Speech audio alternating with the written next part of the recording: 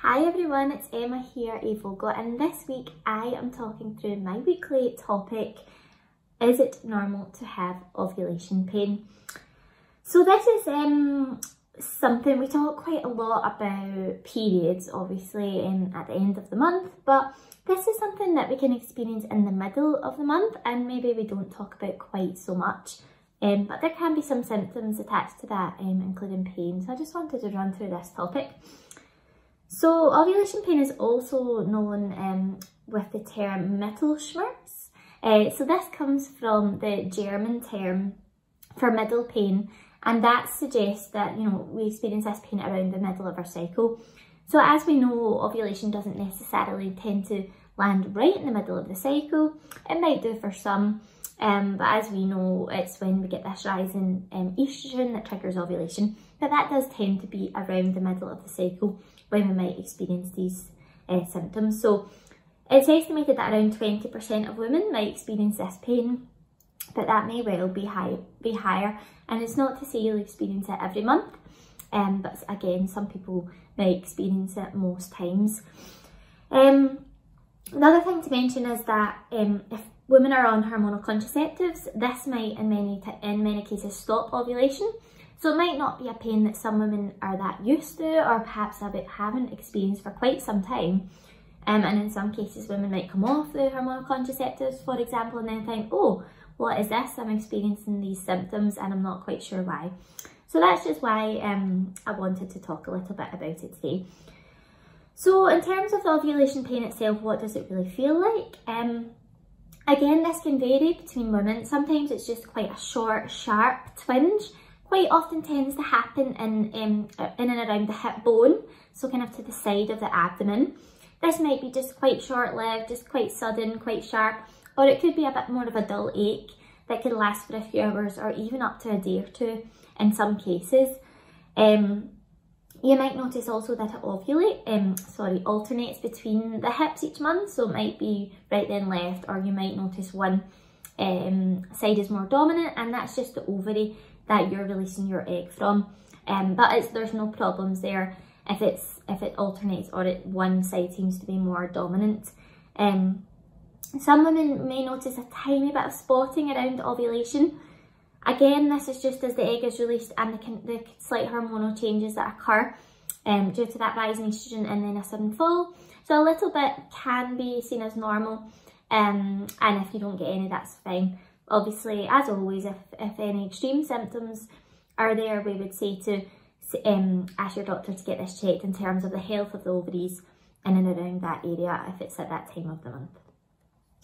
Interestingly, you might wonder, is this definitely ovulation? So as we've said, around the middle of the month is a nice indicator, but you might also get some other symptoms as well, such as changes in cervical mucus.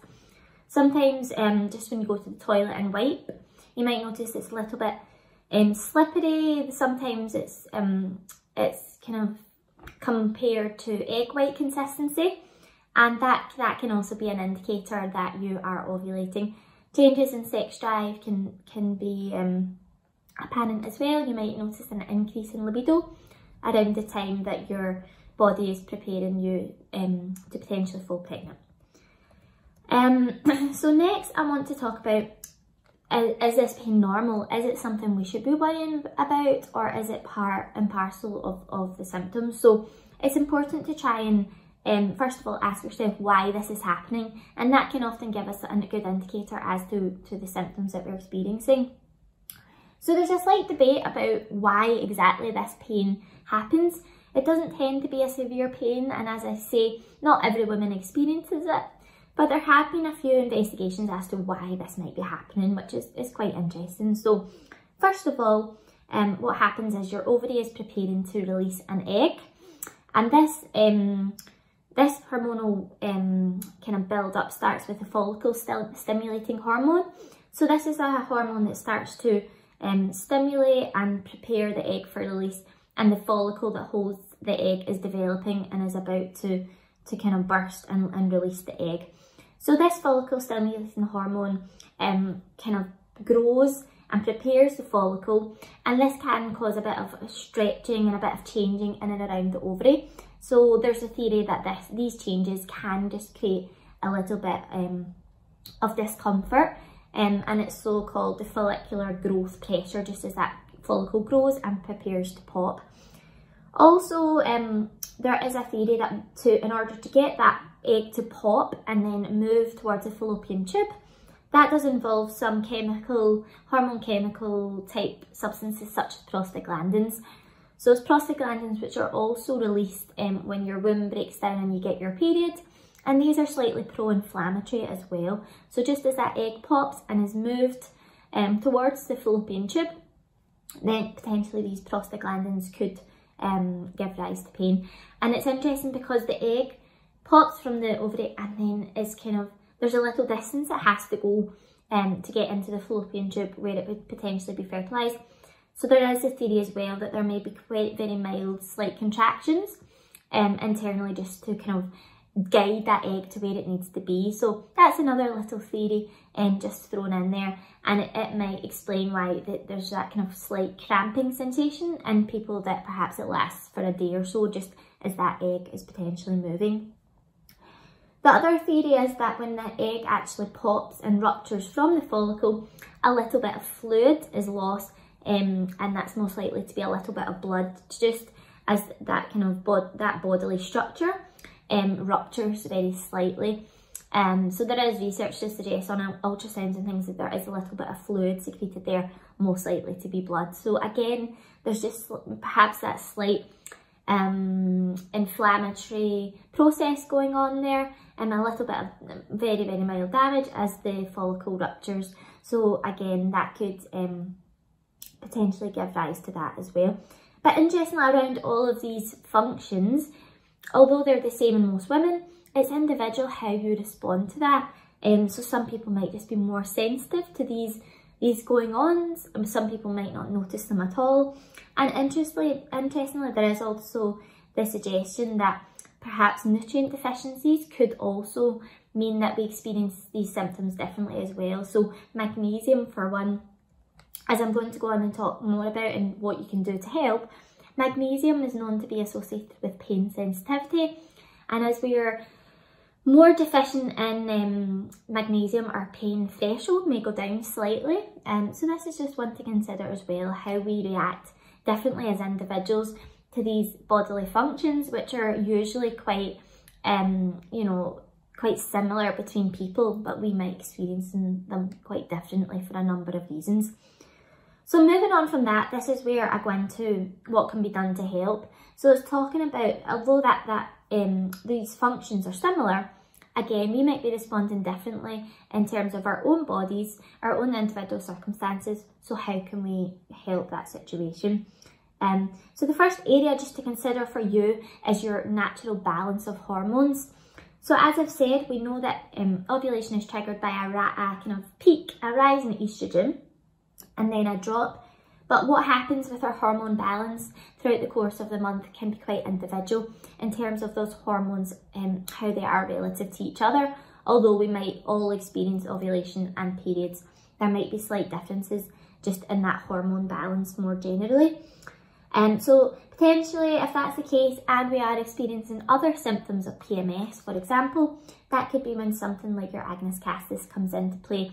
It does help to naturally influence your hormones, so it wouldn't be suitable alongside hormonal contraceptives, but it would be one to consider if you're keen to support symptoms of PMS and hormone imbalance more generally.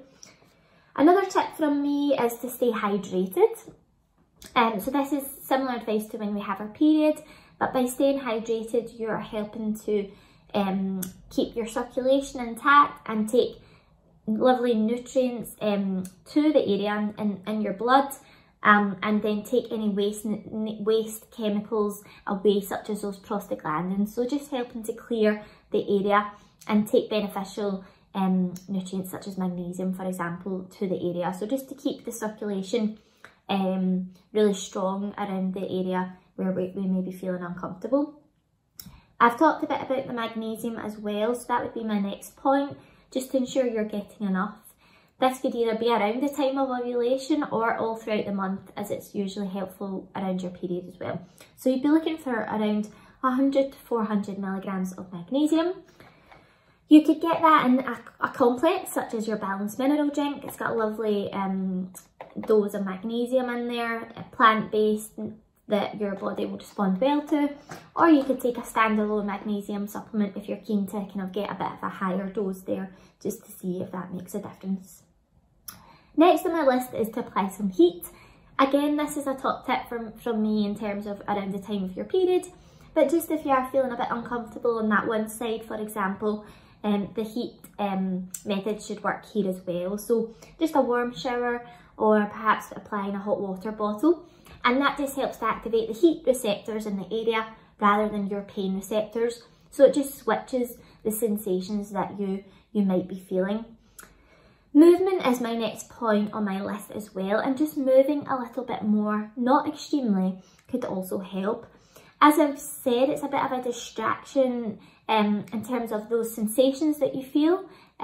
So depending on what type of movement, you're activating other muscles, other sensations that can help distract you slightly. But also more practically, by moving more, your circulation is increasing, again, with the benefits before that I mentioned in terms of taking key nutrients there and waste chemicals away. And also endorphins will be released when you move, which are those happy feel-good chemicals, which again are helpful in helping to release those negative pain sensations. Final one on my list to consider is omega-3. So just when we mentioned the prostaglandins, again, similar to when you have your period and there's prostaglandins present there, there has been research that anti-inflammatory ingredients such as omega-3 could help to relieve pain associated with our monthly cycle, and that's thought to be down to that anti-inflammatory effects, those anti-inflammatory benefits. So omega-3 is a lovely one to include, and of course there's the fish oil sources of the omega-3, or there's lots of lovely plant-based vegan options such as your chia seeds, your flax seeds, your flax oil, walnuts, things like that. So hopefully that just helps to give you a little bit of an insight into ovulation pain. Just to round up, it's thought to be completely normal. As I say, some of those individual factors might just be having a part to play, but in terms of fertility and things, there's thought to be no differences, no significant differences, whether you feel those twinges or not. But of course, if you're ever in any doubt, ever getting any severe symptoms, then it would be time to go to your doctor. So thank you for watching. Please do subscribe to our Avogo YouTube channel and hit the bell icon so you will be notified of any new videos I do.